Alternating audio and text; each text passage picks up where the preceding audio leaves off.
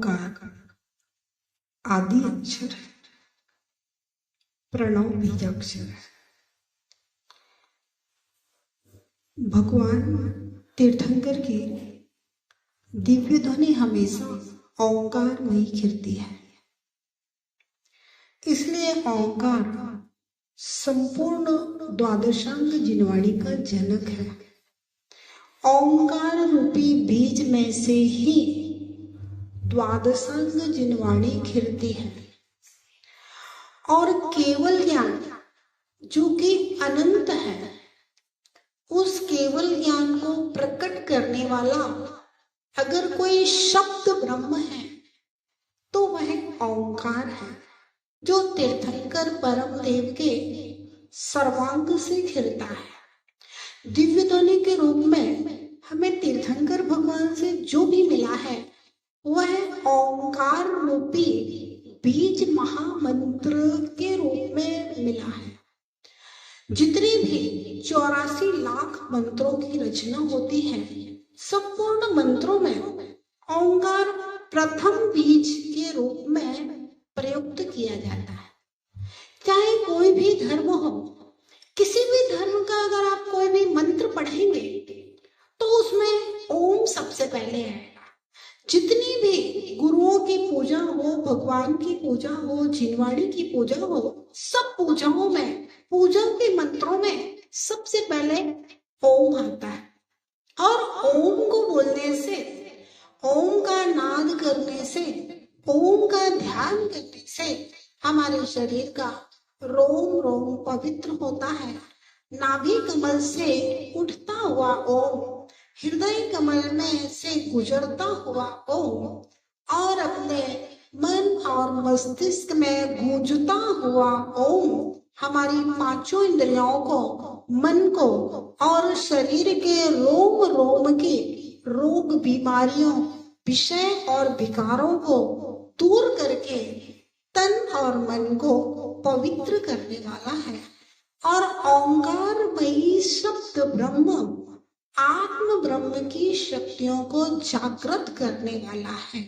इसलिए जब जिनालय में प्रवेश करते हैं तो सबसे पहले प्रथम बीजाक्षर के रूप में ओम बोला जाता है और उसके बाद में जय जय जय, सच्चे देव की जय हो, देव के मुख से निकली हुई सच्ची जिनवाणी की जय हो और देव बनने के पथ पर चलने वाले सच्चे निर्ग्रंथ दिगंबर गुरुओं की जय। नमोस्तु नमोस्तु नमोस्तु। सच्चे देव को नमस्कार हो, सच्चे गुरु को नमस्कार हो, सच्चे शास्त्र को नमस्कार, अथवा एक देव शास्त्र गुरु की जय हो, जय हो, जय हो। देव शास्त्र गुरु को नमस्कार हो, नमस्कार हो, नमस्कार हो। क्योंकि 3 बार बोला गया जय घोष, 3 बार किया हुआ नमन बहुवचन में आकर के हजारों, लाखों और अनंतों बार भावनात्मक जय घोष और भावनात्मक नमन का संकेत स्वरूप कहा जाता है। इसलिए 3 परिक्रमा, 3 जय, 3 नमोस्तु कम से कम। इसके बाद जिसकी जितनी सामर्थ्य है उतने बार बोलिए। भगवान का जितना जय जयकार किया जाएगा, आपका यश कीर्ति उतना ज्यादा बढ़ेगा।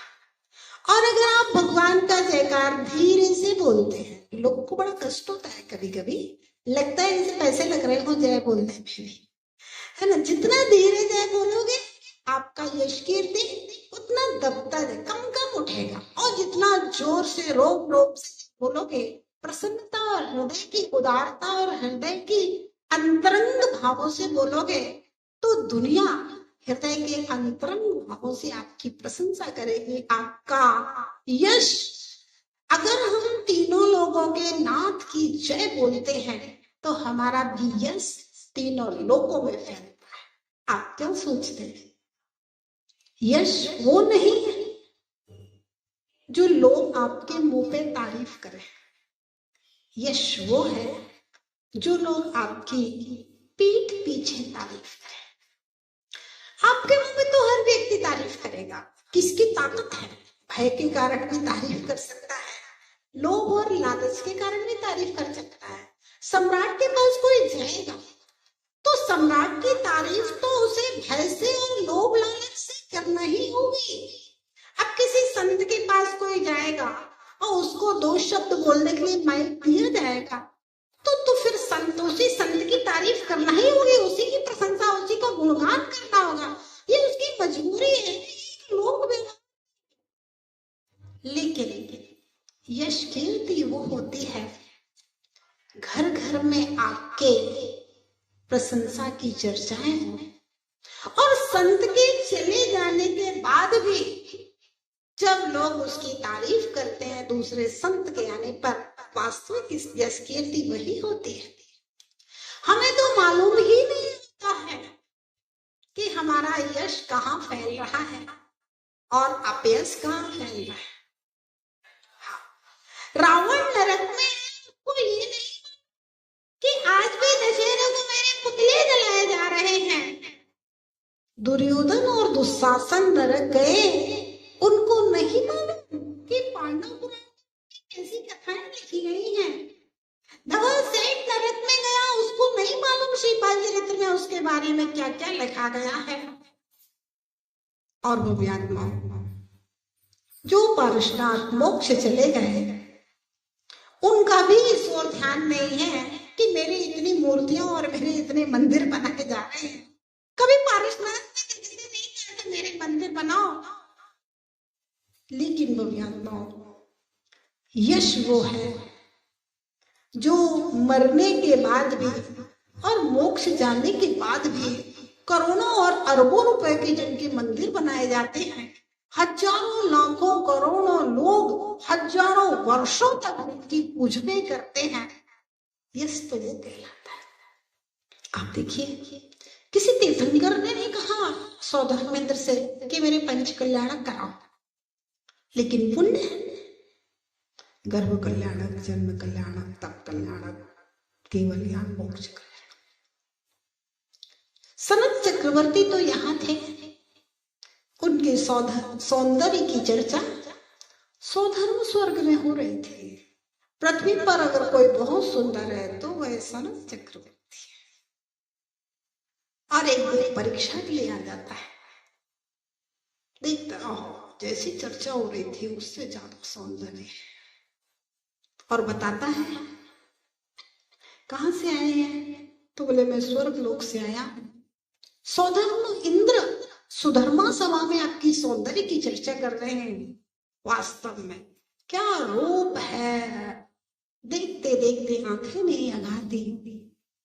सनत कुमार चक्रवर्ती कहते हैं, अच्छा मेरे रूप की चर्चा सौधर्म स्वर्ग में? अभी तो मेरा कुछ रूप नहीं है, अभी तो मैं एक्सरसाइज करके आ रहा हूँ, कुश्ती करके आ रहा हूँ, व्यायाम करके आ रहा हूँ। जब मैं राजसभा में विराजमान होऊंगा तब देखना मेरा रूप। और बस स्नान करके तैयार वैयार होकर के राजसभा में प्रवेश करते हैं जैसे ही सनत कुमार चक्रवर्ती, देखते हैं वे देवगण, वो बात नहीं रही जो पहले थी वो अब नहीं। पहले थी वो अब नहीं, मतलब वहां तो मैं व्यायाम करके आ रहा था, धूल लक्कड़ में लिपट था, और अभी तो मैं 16 श्रृंगार करके एकदम तैयार होकर के आ रही हूँ। अब तो मैं बहुत सुंदर लग रहा है, और सिंहासन में बैठकर तो सम्राट की क्या शोभा होती है चक्रवर्ती की। बोले नहीं, सौंदर्य कम हो गया। सौंदर्य कम हो गया? बोले हाँ। एक गिलास पानी लेकर के, एक गिलास पानी लेकर के एक छोटा सा धागा डाला और निकाला। बोले पानी कम हुआ कि नहीं? बोले हाँ हुआ। कितना कम हुआ? जितना धागे में पानी कम हुआ। कितना कम हुआ ये नहीं बता सकते। देवों ने कहा सम्राट चक्रवर्ती आपका सौंदर्य 1 घंटे में कम हो गया। अब आपको समझ में नहीं आ रहा कि 1 घंटे में कितना सौंदर्य कम हो गया। ध्यान रखें, हर पल, हर क्षण, हर सेकंड, हर मिनट, हर घंटा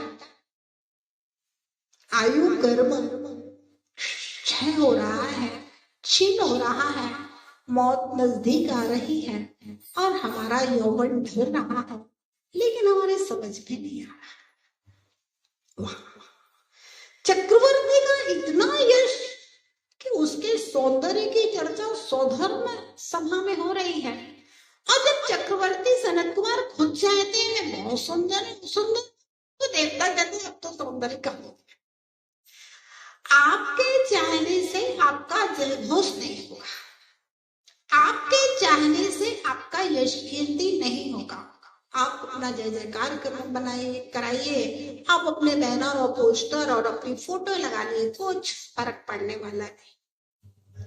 यश कीर्ति नाम कर्म का उदय होता है, जो 3 लोक के नाथ का जय जयकार करने से उत्पन्न होता है। जब हम ओम जय जय जय घंटा बजाते हुए भगवान की जय जय करते हैं तो आपकी जय जय जय होती है।